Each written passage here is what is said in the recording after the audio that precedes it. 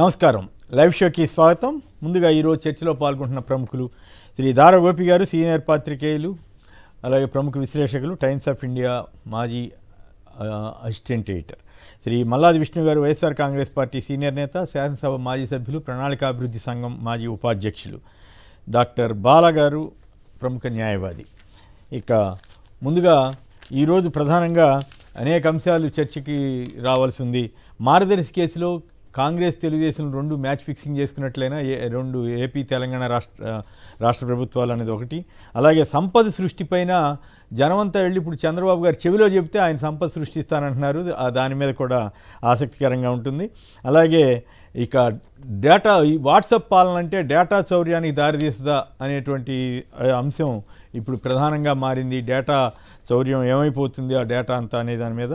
ఇక మున్సిపాలిటీల్లో ఈ మొత్తం కైవసం చేసుకోవడం కోసం చివరికి ఎవరైతే పోటీలో ఉంటారనుకుంటారో వైసీపీ వాళ్ళకి సంబంధించిన వాళ్ళ మీద దాడులు, ఇళ్ల కూల్చివేత, ఇటువంటివన్నీ జరుగుతున్నాయి. ఇవన్నీ ఒక ఎత్తు అయితే సీనియర్ నేత, కాపు ఉద్యమ నేత, ప్రముఖుడైనటువంటి శ్రీ ముద్రగడ పద్మనాభం గారి ఇంటి మీద జరిగిన దాడి ఖచ్చితంగా అందరం ఖండించాల్సినటువంటి అంశం. ఏమిటి రాష్ట్రంలో ఈ రకమైన దౌర్జన్యకాండ జరుగుతూ ఉంటే చంద్రబాబు గారిది కానీ లోకేష్ గారిది రెడ్ బుక్ రాజ్యాంగం అమలు చేస్తూ ఉంటే పవన్ కళ్యాణ్ గారు నోరు మెదపని పరిస్థితి, నిస్సహాయంగా మిగిలిపోతున్నటువంటి తీరు, లేదా ఆయన కూడా సంతోషపడుతున్నారా ఇలా ముద్రగడ గారి ఇంటి మీద కానీ వీళ్ళందరి మీద దాడులు జరుగుతున్న తీరు. అలాగే నిన్న జెడ్పీటీసీ ఇంటి మీద దాడి చేశారట చిత్తూరు జిల్లాలో. ఇక కేజ్రీవాల్కి చంద్రబాబు గారు వెన్నుపోటు పొడిచినట్లేనా? అలాగే అప్పులు కేంద్రం చాలా బాగా చేసిందని బిల్డప్ బాబాయిలు రాస్తున్నారు. సో వీటన్నిటి మీద వరుసనే చర్చలోకి వెళ్దాం. ముందుగా ఆసక్తికరమైన కొన్ని వీడియోల్లో ఒకటి చంద్రబాబు గారు చెవిలో చెప్పండి అన్న దాని మీద ఒక పాటతో సహా ఒక వీడియో ఉంది. ఆసక్తికరంగా సోషల్ మీడియాలో వచ్చింది. ఒక వ్యక్తి నేను కొండను మోస్తానంటే కొండను మోయమన్నారంట.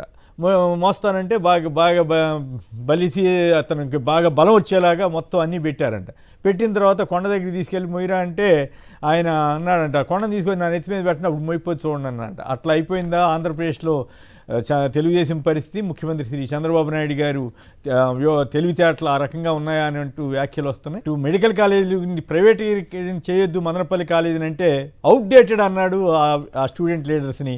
మరి ఒక పక్కేమో జగన్ గారు తీసుకొచ్చిన సీట్లు అక్కర్లేదంటున్నారు. అవన్నీ మరి అవుట్డేటెడో కాదో మరి మన మిత్రులు చెప్పాలి. ఇక వరుసనే వార్తల్లోకి వెళుతూ చర్చ కూడా నడుపుకుంటూ వెళదాం. ముందు తెలంగాణకు సంబంధించి సమగ్ర కుటుంబ సర్వే, చాలా పెద్ద వార్త ఇది. దాదాపు 56% మంది బీసీలు ఉన్నట్లుగా లెక్క తేలిందటండి.